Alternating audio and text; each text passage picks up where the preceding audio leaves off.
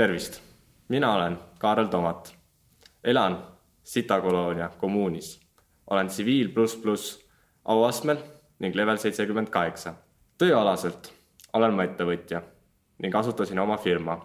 Mind paluti siia, et rääkida Sitakoloonia kommuunist. Et täpsemalt, mis siin toimub, kuidas meil raha on, kuidas meil palgasüsteem välja näeb, mis on meie ühiskonna igapäevaelu, kuidas me toime tuleme ning mida põnevat me siin teeme.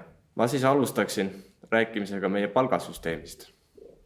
Et meie saame palka oma töö eest, kuid iga inimene peab tegema tööd võrdselt.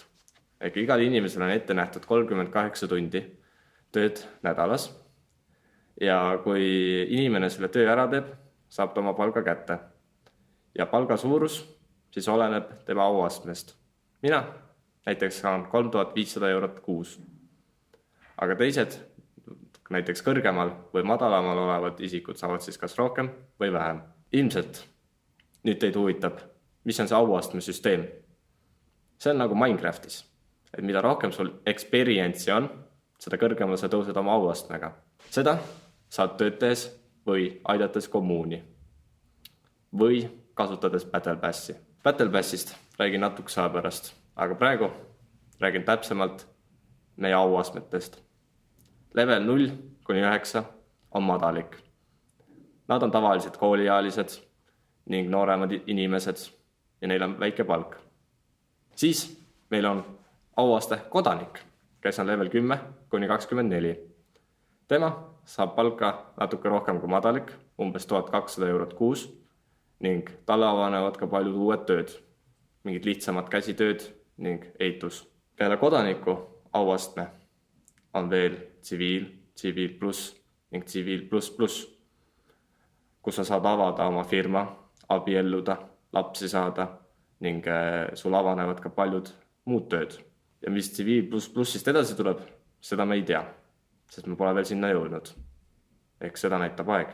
Ja nüüd ilmselt huvitab teid, mis asi see Battle Pass on. See on nagu Fortnite, kus me saame lisa-experience'i, saame emotikone ning saame ka uusi teadmisi sealt. Kuid kahjuks peale level 25 ei tööta see väga hästi. Selleks, et hoida ära korruptsiooni. Aga võt, seda ma ei teagi, kus see raha tuleb. Et mina nagu riigile makse ei maksa, käin tööl, saan palka, kõik on õnnelikud. Selles mõttes meil on väga hea elu siin. Ja alati on raha olemas, ei ole inflatsiooni, nii et raha on alati sama palju väärt. Kust see raha tuleb, raisk? Ühel päeval juhtus mul üks väike apsakas. Nimelt rikkusin ma reegleid ning viskasin prügi maha.